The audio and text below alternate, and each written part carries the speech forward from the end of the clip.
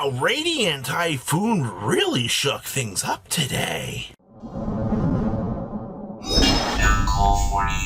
Make sure you guys smash the crap out of that subscribe button so you guys don't miss out on more Oz content. This is quite the breakdown for next play because we get to really see some ferocious titans coming into the meta here and actually trying to challenge the meta, which is kind of interesting. Now, our top competitor here actually is going to be Dracotail, which is hilarious actually, because this deck doesn't even come anywhere close to winning this event, which is actually just funny. We do have 4 yummy challengers bringing up the rear, which is a pretty common thing, I feel like, at this stage.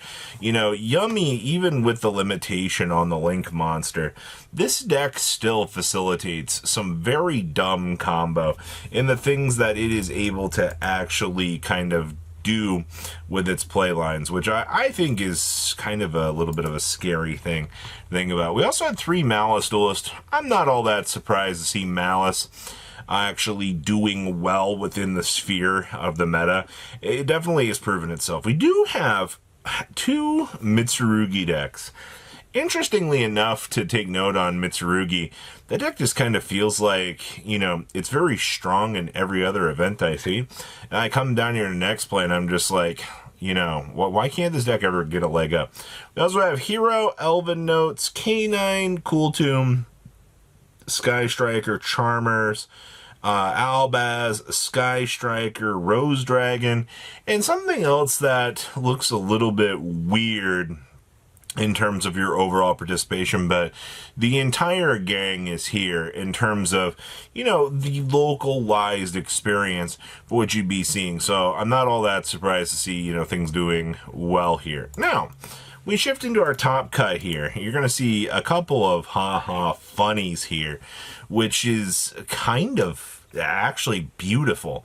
Now, your big 2 challengers here are going to be Malice and Yummy. Yes, both of the standard 2 big guys here are doing their job. Now, like I said, you know, Dracotail was up here in top cut, but it didn't make its way into top 4. No, this deck actually got shut out pretty hard when it came to the top cut, which makes it seem like, I don't know, man, Ketu being limited to 1 definitely limits the range that it feels like this deck can actually access.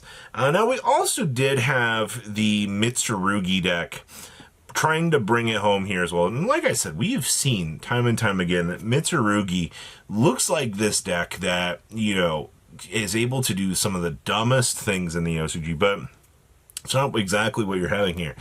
We do have Valkyrion, the Magnet Warrior, stepping up to the plate here. Now, unfortunately, this deck does rely on the Earth Barrier statue.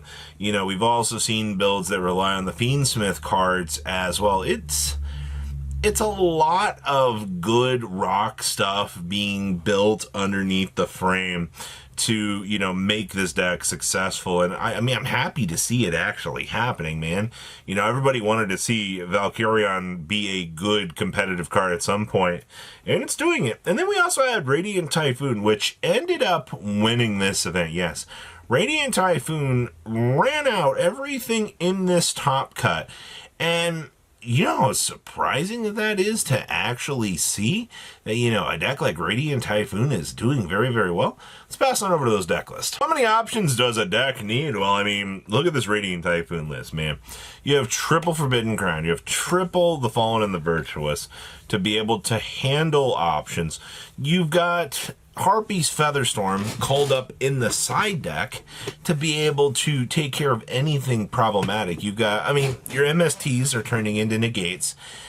There is so much good stuff that this list is just trying to encompass. It's crazy to me that, it had to happen eventually. You have to have enough good stuff power underneath the hood that it's bound to work out for you. So I'm not surprised to see with enough good generic cards that, Radiant Typhoon was able to do well. So, you got sphere modes down here.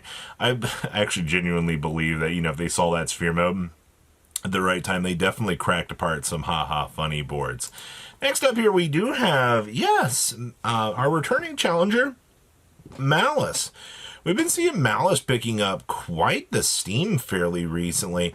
And obviously, the OCG loves having one of each of the trap cards within the deck. We got to keep the lore running on this deck. And it does seem to work out very well, I guess.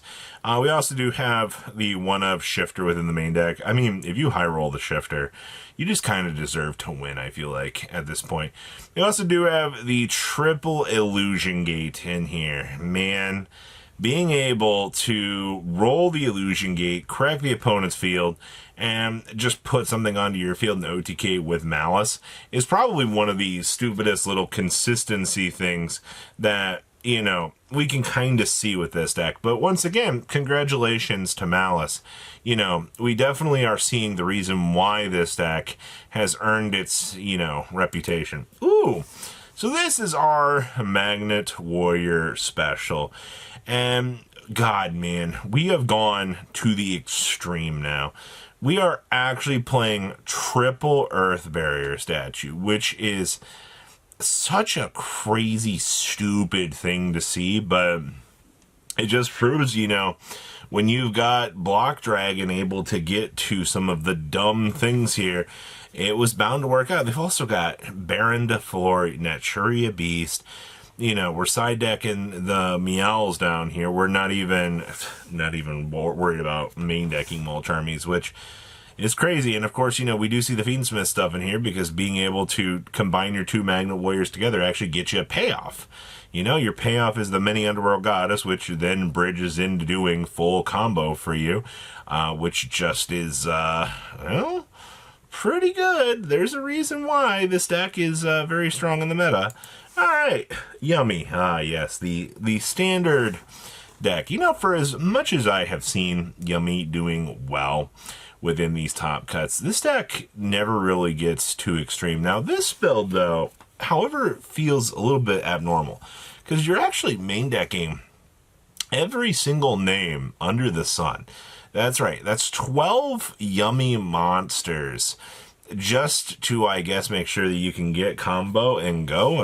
I guess when your Link monster goes to 2, you kind of start to panic and have to make some concessions, which is kind of interesting.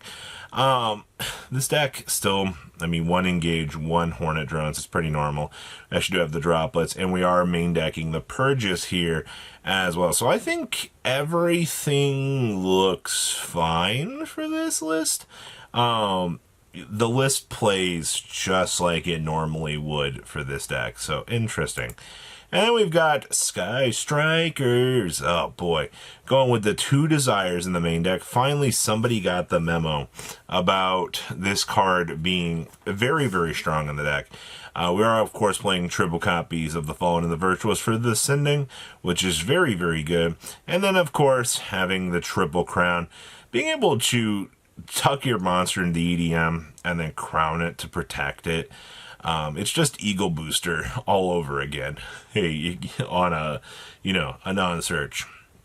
Guess it's not terrible. We also do have Shark Cannon down here as a one-of. I can't say that I'm surprised to see that, but Sky Striker does tend to rotate through its armaments and test out some maybe off-of-the-wall decisions, so I guess we can't say that that's all that surprising. Going with, of course, 2 extra deck targets for the Fallen and the Virtuous, and, of course, 1 single thrust in the side deck. Huh. Interesting. And then we have the good old Hero pile.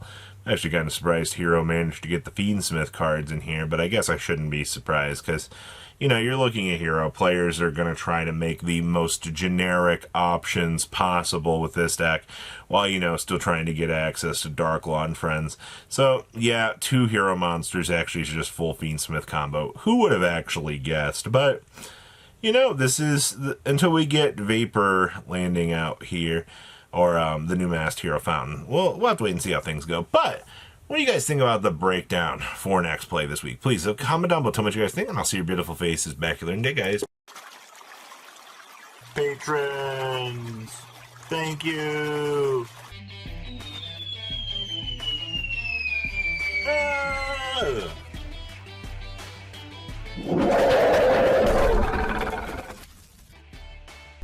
Thank you so much for watching. Check out these other videos.